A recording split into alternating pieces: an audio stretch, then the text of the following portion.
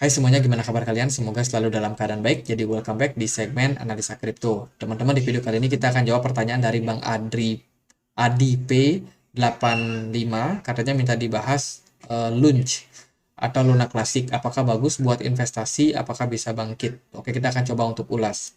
Nah, buat teman-teman yang belum tahu skenario-nya, jadi Luna ini, Terra Luna ya, dulu kok nama koinnya, itu adalah koin yang cukup keren. Salah satu rising star, mereka berada di peringkat 10 CMC, kira-kira berada di ya peringkat 10 lah sebagai salah satu koin yang harganya waktu itu cukup tinggi ya teman-teman, ada di kisaran $120. Dan sekarang Terra Luna itu udah drop, turun teman-teman, bahkan sampai 0,0001 dolar. Kalau kita lihat harga per hari ini itu harganya 0,00-nya 3 kali 11134 dolar. Dan kalau dirupiahkan itu harganya hanya 1,6 rupiah saja, teman-teman. Nah, buat teman-teman yang belum tahu skenario-nya dulu kenapa, ceritanya seperti apa. Jadi Terra Luna ini adalah proyek yang digagas oleh Do Kwon. Do Kwon sendiri itu bukan orang bodoh ya, dia adalah mantan mantan pekerja dari Microsoft yang akhirnya mendirikan sebuah proyek kripto.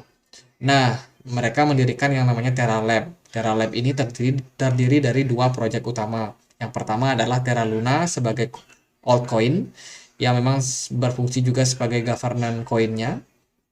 Dan yang kedua itu adalah UST atau US Terra. Ini adalah stablecoin yang harusnya banding satu dengan dolar. Jadi harusnya dia selalu mengikuti pergerakan dari dolar. Hanya saja masalahnya ini adalah koin yang di backup tidak dengan dolar, teman-teman. Jadi di backup dengan Bitcoin. Itu adalah masalah utamanya. Nah, ketika yang namanya bear market datang, harga Bitcoin kan turun tuh. Masalahnya adalah stablecoin yang mereka punya yaitu USD itu di backup sama aset yang juga fluktuatif, yang juga harganya turun. Nah, waktu itu ada insiden, ya banyaklah kontroversi tentang ceritanya, tapi intinya adalah stablecoin USD itu gagal dipertahankan harganya karena backupannya yaitu Bitcoin sendiri mengalami penurunan harga yang sangat signifikan. Akhirnya apa? Akhirnya USD turun tidak satu banding satu lagi dengan US dollar dan menyebabkan Terra Luna juga keseret. Waktu itu cukup parah, Terra Luna drop sekitar 99,9%.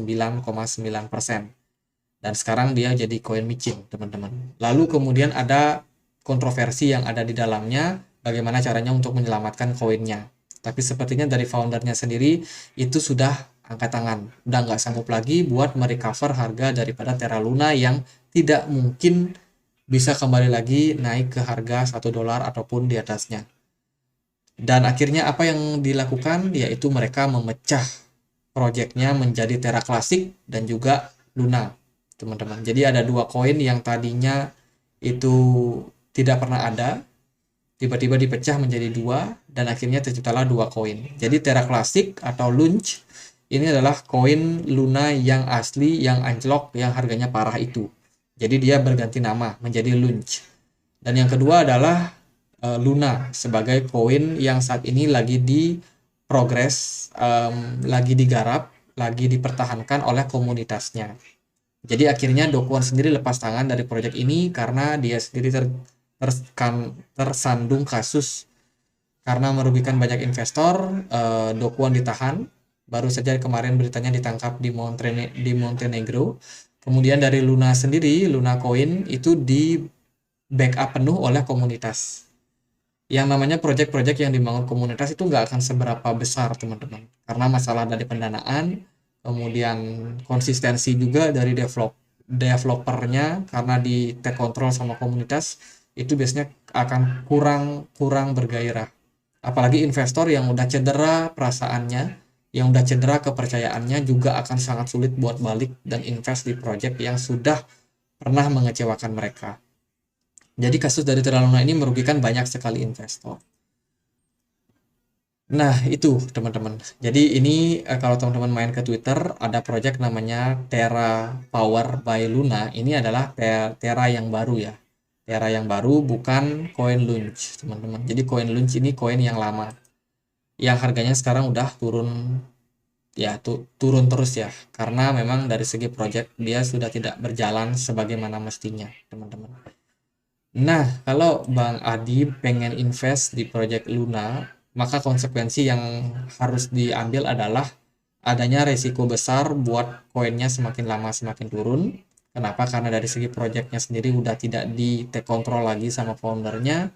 Kemudian masalah kepercayaan daripada investor. Yang namanya investasi kripto itu syarat sama kepercayaan. Kalau orang nggak percaya sama projectnya, mereka nggak akan mau beli. Apalagi yang namanya whales, itu pastinya akan milih-milih koin mana yang bakalan mereka naikin harganya. Nggak semua whales itu mau mengambil resiko naikin koin yang sebenarnya secara project itu tidak diminati lagi oleh para retail. Buat apa mereka naikin? Buang-buang tenaga, buang-buang uang dengan resiko mereka bisa nyangkut di koin tersebut. Jadi dengan pertimbangan-pertimbangan itu, maka Bang Adi harusnya bisa untuk tahu ya, mana koin yang harus diinvest, mana yang enggak. Kalau secara saya pribadi ya enggak, teman-teman. Itu udah clear, pasti nggak akan invest di koin-koin, project koin yang memang udah nggak jalan lagi. Nah, launch ini tidak jalan lagi. Lalu apakah harganya bakalan terus turun? Tentunya yang namanya project itu nggak ada yang tahu pasti. Secara fundamental itu akan berbicara banyak pada long term, tapi secara jangka pendek, mungkin analisa teknikal dan juga money flow atau bandarmologi itu bisa sangat berpengaruh. Bisa aja koin launch naik jangka pendek, tapi in the long term saya rasa enggak, teman-teman. Jadi kalau mau invest yang konotasinya adalah long term, saya rasa harus cari koin-koin lain yang lebih bagus projectnya, yang projectnya jelas, yang projectnya foundernya orang yang terpercaya. Kalau secara pergerakan harga, Lunch ini udah cukup parah ya turunnya, teman-teman. Sejak September 2022 harganya terus merosot dan turun sampai hari ini. Nah, masalahnya adalah Lunch ini koin yang cukup banyak bikin investor juga untung. Kalau teman-teman perhatikan, kenaikan dari Lunch setiap kali naik dia itu cukup signifikan juga, sekitar 70%-an, bahkan sampai 100%. Dan itu nggak bisa dipungkiri, karena memang setiap penurunan pasti ada kenaikan. Masalahnya adalah di mana posisi kita entry. Kalau kita salah-salah entry, ujung-ujungnya kita beli di pucuk, harganya terus dibawa turun, nah itu biasanya jadi masalah. Tapi kalau kita pinter cari posisi dan cukup beruntung dapatin harga yang murah, kita berpotensi untuk mendapatkan kenaikan harga. Tapi daripada kita gambling seperti hal tersebut, saya rasa mendingan kita hindari koin-koin yang memang progresnya udah tidak jalan lagi. Kemudian kalau kita compare ya antara Lunch sama Bitcoin, ini udah beda jauh. Bitcoin dalam beberapa bulan terakhir sejak bulan Januari 2023 itu terus menguat. Sementara Lunch sempat menguat sampai bulan Februari aja, terus akhirnya harganya nyungsep. Dan sekarang progresnya udah berada di all time low. Artinya adalah Lunch sendiri dia nggak punya level support lagi yang cukup kuat. Dan semakin dia turun akan semakin menciptakan support baru. Buat saya tentunya beresiko sekali kalau kita mau masuk koin-koin seperti ini. Dan untuk pergerakan harga sementara dia masih ketahan di kisaran 0,00011 sekian. Teman-teman, dia punya level resistance di atasnya yaitu di kisaran 0,00012. Itu merupakan level yang cukup kuat untuk menahan pergerakan Lunch untuk naik lebih tinggi lagi. Mungkin kalau buyer tidak terlalu kuat juga nggak akan cukup buat naikin harganya. Kalau kita lihat dari posisi smart money, kita akan gunakan indikator token. Smart money itu nihil di market, taktis berarti whales itu nggak tertarik sama project-project yang memang udah ditinggalkan seperti ini. Mereka juga ogah lah buat naikin harga.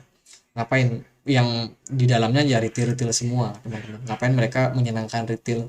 Whales tidak bekerja seperti itu. Mereka akan mencari koin-koin yang bagus, yang retail mau beli, sehingga ketika mereka akumulasi barang, retailnya siap untuk beli. Nah, itu adalah koin-koin yang biasanya diinginkan oleh whales. Jadi mereka bukan kumpulan orang bodoh yang bakalan donasi sama para retail. Jadi itu sih buat teman-teman yang punya planning untuk invest di koin-koin seperti Luna, koin-koin yang udah ditinggalkan sama project sama developernya, tentunya harus teman-teman pertimbangkan lagi. Itu aja deh, semoga bisa bermanfaat buat pembahasan Luna kali ini, dan akhir kata saya Andri, makasih.